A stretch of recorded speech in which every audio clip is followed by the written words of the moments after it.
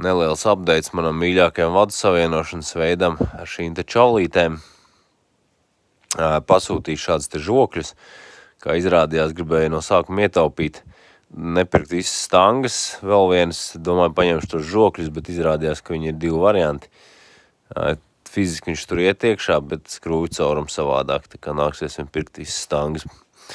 Savādāks viņš baigi nav, bet viņas varbūt ir platāks nedaudz šīs te, un ar viņām daudz labāk kaut kā saspiežās. Iepriekš es izmantoju šādas te stangas ar roku. It kā likās viss ok, bet bija diezgan daudz tādu varianti.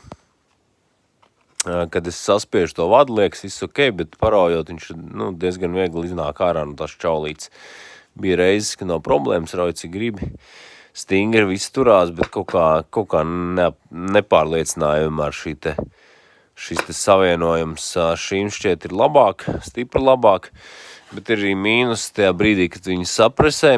Viņš ļoti grūti no tās gropas nāk ārā, principā ar kaut kādu skrūgriezi jāpabakst ārā.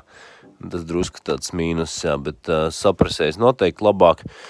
Un arī, šeit, tie vadi, kur ir salīdzinoši tievāk, es viņus daru, ka es laižu paralēli, tā kā, lai iziet, pilnā garumā caur čaulītei no abiem vadiem tās dzīslas, bet tie, kas ir tādi jau resnāki, piemēram, nezinu, 2,5 laikam ne, bet resnāks pa 2,5, tad es dabūju likt pusi uz pusi, tā kā līdz čaulītes pusē no viena vada un otra, un tad ir ļoti svarīgi, jo tad tas saskars laukums ir maziņš, un tad tai čaulītei jānotur visu to slodzi.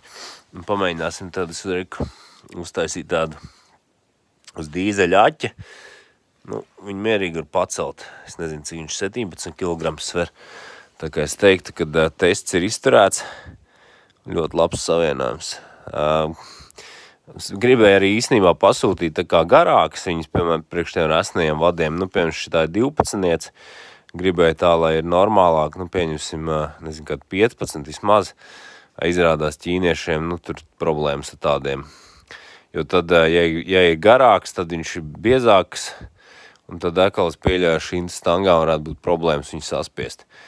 Jo šī čaulīte ir 0,25 mm, un sieniņas biezums, un tad tās jau nāk 0,5, un vispār grūti viņas atrast salīdzinoši, jo viņi visi, protams, taupa materiāli. It kā priekš šī konkrētā gadījuma ir ļoti labi tas 0,25, bet, garāk viņi gribējās, jā. Tāds man jauns štrums.